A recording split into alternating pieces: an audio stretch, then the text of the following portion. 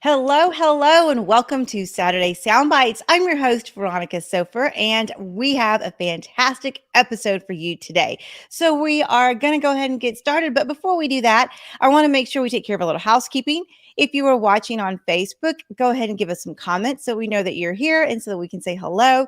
And if you are listening to our podcast, make sure you hit subscribe because we want to make sure that you don't miss any episodes as they hit. So we Saturday Soundbites, we talk about all kinds of things around visibility strategy, and advertising, marketing, PR are kind of our favorite things to chat about. And every once in a while, we get an opportunity to really focus on some other components that make us successful in terms of our networking, our branding, aligning to our brand, aligning to our purpose, and then really an opportunity to figure out how we can take some of these nuggets that we're learning and build them into our business.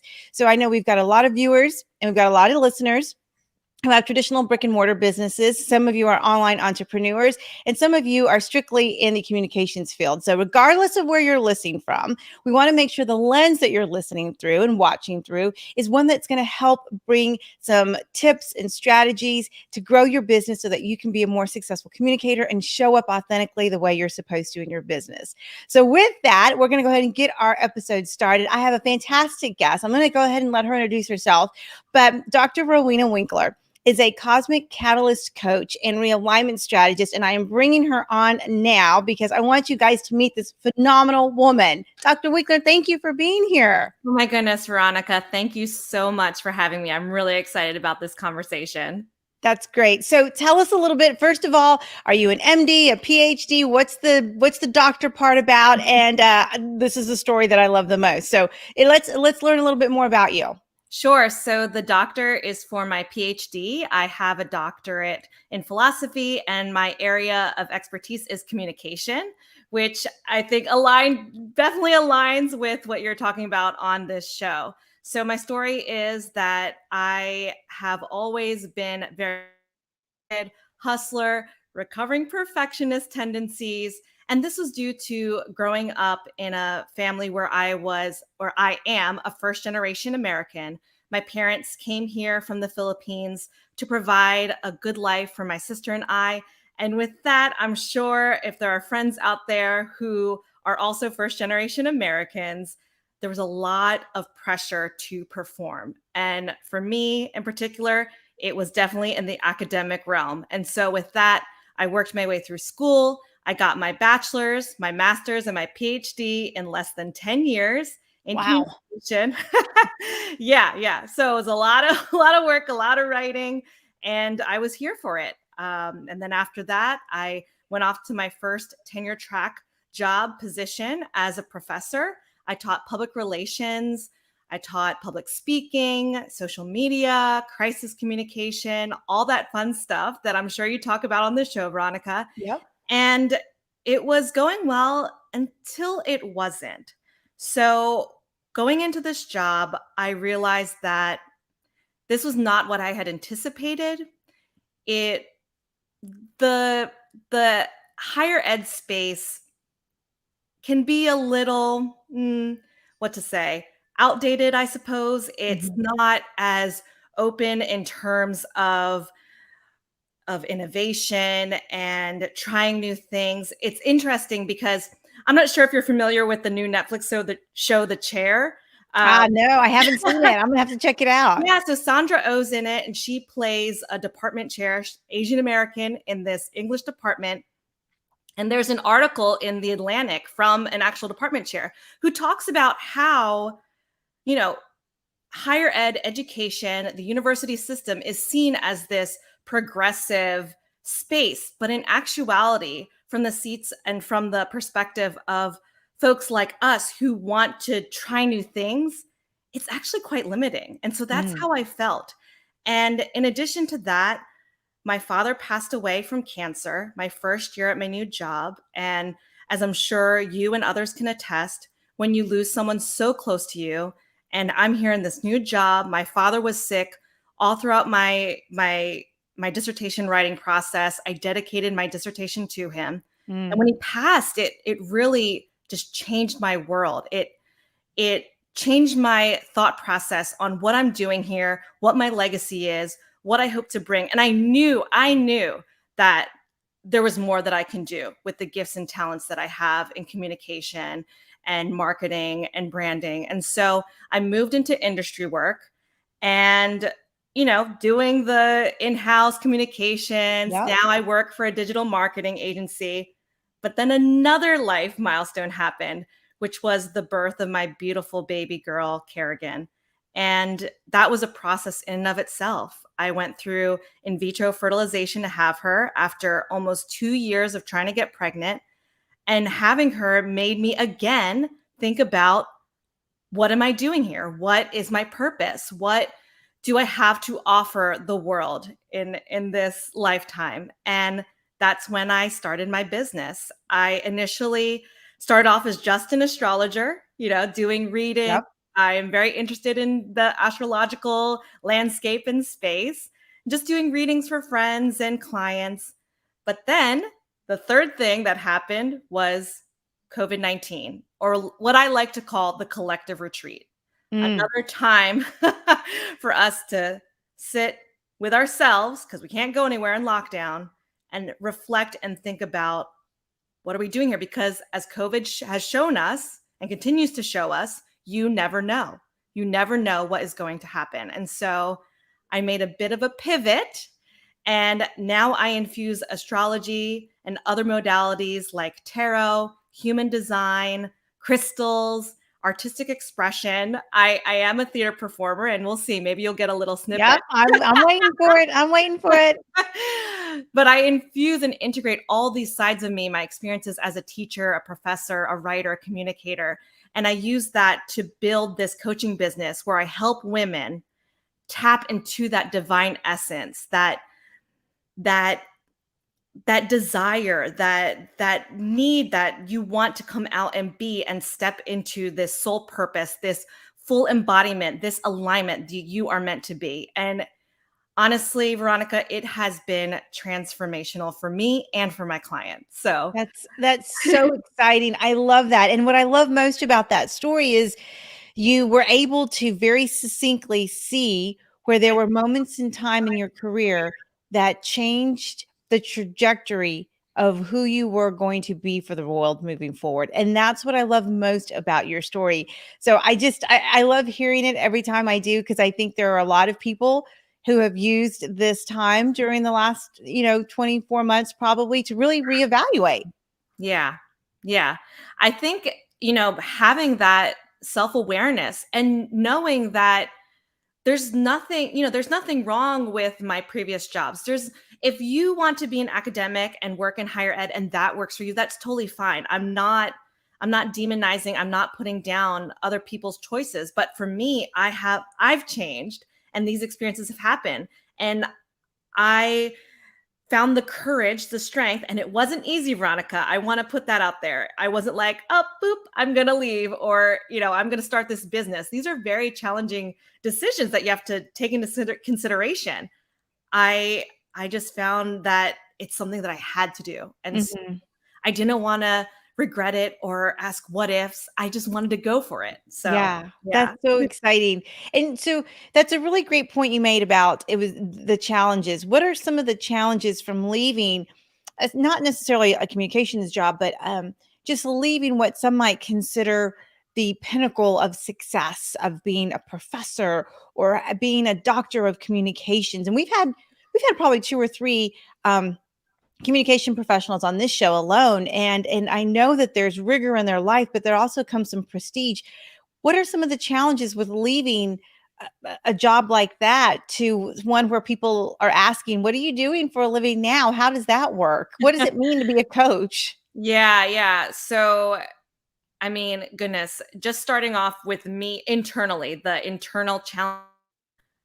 As you know, it takes a lot of time, money, energy to go through so much school and to take these classes and to build toward this career. And so for a while, I felt that I was a failure, that I Mm, didn't quote unquote hack it, right? That I couldn't make it, that it was too difficult. And I also wanted to add that another challenge and reason why I had left was, as a woman of color, I am Filipino American.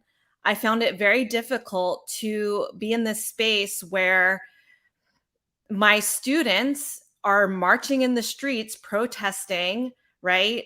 Black Lives Matter and all these things. And I was seen as their only professor that looked like them, that and it was a huge task. It was a huge to do. And I felt that I became that token, person of color on committees and whatnot. And it just didn't sit well with me. I just had a conversation recently with a client where it was either I stay and keep my mouth shut and do what I'm supposed to do and keep my head down and wait till those older folks retire so that I can make my mark and have that prestige, or I can walk away now, build the career and life that I know I'm destined to have, and be the person that I know I'm meant to be with this degree, because that degree, it's not going away. Right. It's not been taken away since I'm no longer in the classroom. I have those skills, talents, and that knowledge with me. I'm just going to put it into something else that is much more in alignment with my purpose and is the container that I know I can thrive in. Yeah. And I love that part because that's essentially what you've done. You've left the classroom, but you're still teaching. You're still teaching, Oh, you're yeah. still working with your clients, and we have great conversations offline about branding and alignment and visibility strategy. And so tell me how you work with clients so you obviously support them in the metaphysical space and in that kind of spiritual space. But how does the communications part of it support you doing that? Because I'm sure when someone's having an astrological reading, it's not just here's the information. I get a sense that you take a step further with your extended skills and grow that so they can do something with it. Oh my goodness, Veronica. Yes, you hit the nail on the head. And that was one of the epiphanies that I had, because when I was starting off doing astrology readings, it was very lecture, right? We're going to use a classroom paradigm. I was kind of like, here's your chart and blah, blah, blah. And I was like, oh no, this cannot be the way that I am doing this. And that is when I took this approach where I use your astrological chart to ask questions, to have a dialogue, to have a conversation with my clients and ask them, oh, so this came up, this XYZ thing in your astrological chart. What does that mean for you? What has happened in your experience? Where do you see yourself in the future with this, given this insight, right? So astrology, it's just like any other tool to find out more information about ourselves and give ourselves that insight on what are our assets, what are our limitations, so that we can move forward audaciously and boldly. And so yeah, so I was able to, evaluate, say this is not working out, as you with any campaign, right? Or any sort Right? of communication Yeah. tactic. And I strategized and I reframed it, I tweaked it. I now communicate that information in a different way. And again, it's not in a vacuum. With anything, you take time to see what's working, tweak what's not, adjust, ask for feedback. I do get feedback from my clients on what works and what doesn't, and how we can do better next time. So it's all cyclical, and that's just it, right? It Yeah. doesn't have to be set it and forget it. Right. Let's do things organically. And also what I love is that I personally tailor things to clients too. So I work with writers. So I do scripting and writing exercises with those clients. I work with other fellow creatives, dancers, artists. So I have some of my clients sing. I also have academic clients that are looking to leave academia like I did. So I look at their teaching philosophies. So it's just a beautiful culmination, integration of all my experiences that I then infuse and use for all of my client interactions. It's really fun. Yeah, I mean, it's just phenomenal. It blows my mind because I think for some of us who have been in the corporate space, is a way things are done. You might get an executive coach who coaches you through maybe a transition of a new leader or a company takeover. And then those of us in the academic space, like you said, there are different philosophies and tracks that we're used to working through, and you have this unique skill of being able to bring all of that in, and you add the woo woo to it. And I love when you can add the woo woo to it, because that's exactly what some of us need. And so I think that that the service you provide is just exceptional. Give us a couple of tips. We've got about maybe 10 more minutes on the show, but I want to find out from you some of the things that you've been able to work with your clients on that are just obvious for those of you, for coaches who are on the outside helping a professional. But let's give us some tips and nuggets that people can take away.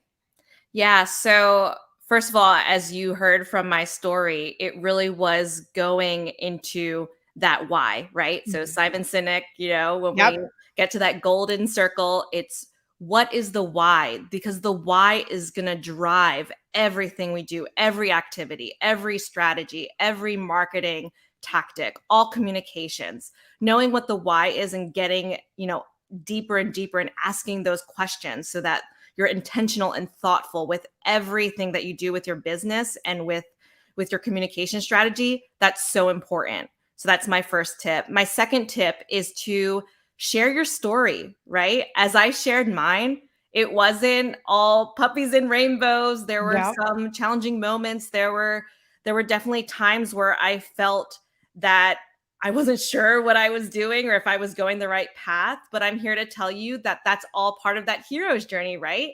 That we're going to have that challenging time, that darkness, that despair, but then we collect our community, our mentors, folks like you, Veronica, that can help us find our voice and find that why. Mm-hmm. And then being able to look back on it like we've done today and share those stories. When I have voiced my vulnerability, when I have been completely transparent about where I had been and how difficult it was, that has been the messages that resonate. Mm-hmm. Nobody wants to see perfection. That's contrived, that's fake. And audiences can sense that Yes. ASAP. Yes. So, yeah. So that's super, super important. Share that story, all the bumps, all the roadblocks. That's crucial. And there's a Mm-hmm. brand story too, right? So if you're working for a product, it doesn't necessarily have to be an individual. Your brand has a story too, right? Your Yeah. company came from something and it made something out of nothing. That's a story as well. That's just as compelling, Mm-hmm. So I Yeah. think that's really, really important. So that's my second tip. And then the third one, I know, Veronica, we talked about this before we went live and recorded, is having that heart, that aura of service, right? So I know for us, communication, PR, marketing professionals, it can be seen as spin or manipulative, that there has been misnomers or, there's reputational things that have come along with the title. But I know for you and for me and for our friends out there, we do this work because there is a problem. There is an issue that our clients, our audiences, the folks out there that we want to help, we want to serve them. We provide these products and services as a way to help you solve your problems and to help you get on the other side more magnificent and Yeah. vibrant and wonderful than ever. So, Yeah, no, I love that. That's so true. That's a great, great tip. And that's exactly what a lot of people fall short of when they think about a career in communications, whether it's a formal career or even a version of it. And I got to tell you that what you said really resonated with me, because the strongest leaders, the strongest CEOs, the strongest, most effective leaders of a department, whether it's a department chair or a college president, or even a president of a nonprofit organization, when you allow that vulnerability to be communicated to people, then it's received and the call to action resonates with people. And we always talk about that. And when you're in an executive coaching space, people will say, well, what's the CTA? The CTA, the call to action, the call to action. Well, really, the call to action is going to come from people's willingness to hear your story, and your story has to resonate with people. yes, it has to resonate. And that's how you build that trust, right? The audiences are not going to click that CTA button or do that call to action if they don't trust you, if they don't know you, if you're just this image on a website, but they don't know your story or don't feel connected to you in some way, that's not going to translate to dollars, right? Mhm. So that's Yeah. really, really important. Mhm. Yeah, no, and I love that because everything we've talked about is really in the PR, or the last few things we've talked about is in the PR space. And we were having this conversation offline. Advertising, and I tell people all the time when I'm doing trainings, advertising is paid for. It's a Yep. paid for direct communication, but public relations is an opportunity to build trust. Yes. It's Yes. PR at its core, public relations is designed to build trust. That's why it's not guaranteed. Mhm. That's why it may not come out exactly the way you wrote that press release. You spent a lot of time formatting that press release, and you were hoping that some editor would just copy and paste it. But that's not what it's about. It's about sharing a story and earning some trust, and then having someone else endorse your story to legitimize who you are. You Yeah. know? And if that just underscores the importance of building those relationships from the get-go, from the jump, right? So if you're able to build that mutually beneficial relationship, whether it is with an editor or it is with your audiences, then that trust is going to be even stronger and that message will ring true. So Yeah. And I think you're doing a phenomenal job translating all those skills into your business now. So let's transition real quick. Let's tell people how they can work with you, share some of the services that you offer, and let's make sure the world knows what Dr. Rowena Winkler is up to these days. oh, thank you. I really appreciate that. And actually, in alignment with this show, I am working toward an intuitive marketing offering. So, using my skill sets in marketing and communication to work with fellow coaches, healers, empaths, light workers who have that heart of service, but are not quite sure how that translates into messaging, marketing strategy. So, stay tuned for that. That's coming up hopefully and by the end of the year. But for now, you can just go to rowenawinkler.com. And what you'll find there are my services. I do have the coaching offerings, but I also, if you're just interested in an astrology reading, I can do that for you as well. And then for my friends who also are on the academic path, but are not quite sure if they want to stay in higher ed, I have an offering where I can help you translate your CV. So taking that 13-page Oh, wait, document. wait, wait. Let's say that again because I know we have a lot of academics and a lot of executives tuning in. Just so you know, that's our core audience. So say that last part again. How do you manage people's Yeah, CVs? it's translate that CV because I know for me that was a hurdle I had to get over. I had this log document of academic publications and whatnot, and I was like, I don't know how I can make this into a 1 to 2 page resume and to a cover letter. And so I took what I've learned and I help folks get rid of that academic language and jargon that a lot of employers don't really know and understand, and put it in terms that will get you to an interview and Right. hopefully to a job. Yeah, I love it. Okay, guys. Well, that is the website right there. It's rowenawinkler.com. So make sure you tune in. And for those of you listening on the podcast, Rowena, how can people follow you other than your website? What are your social media handles? Let's give them the Sure. lowdown. The lowdown. So my Instagram handle is RB Winkler PhD. And I have an Instagram live every Wednesday at 5 p.m. Eastern Standard Time called Resets with Rowena, where I talk about ways to reset your mindset and to, again, step into that authenticity to build that trust as we talked about. Yes. Yes, yes, yes. Love it, love it, love it. And Amy Lee loves you too. Look at that. Oh, Of I love you course too, she Amy does. Lee. Of course he does.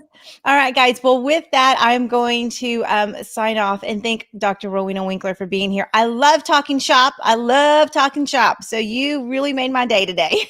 Well, I thank you too. There you go. Little I snippet. love it. I was waiting for it. I was giving you the opening and you took it. Beautiful job. Oh, go forth on those opportunities, friends. See, you never know. You never know. All right. Thank you so much. Okay. Well, with that, guys, we're going to wrap up this episode of Saturday Soundbites. I had a blast talking shop, and it was a culmination of all of our favorite things. We talked about some PR, we talked about branding, we talked about alignment. living and working in purpose. And now you know someone who can help you do that. So if that's what you're looking for, make sure you check out Dr. Rowena Winkler. Her website is rowenawinkler.com, and you can get all the details in the show notes, especially if you're listening on our podcast. So we will wrap up this episode. Thank you, everyone, for joining us. We will go back and communicate in the comments for those of you who left comments on our Facebook post. And for those of you who are listening on the podcast, don't forget to hit subscribe. We want to make sure you know every time we've got an episode available to you guys. So with that, I'm going to wish you lots of love and positive energy and light. We will see you next week.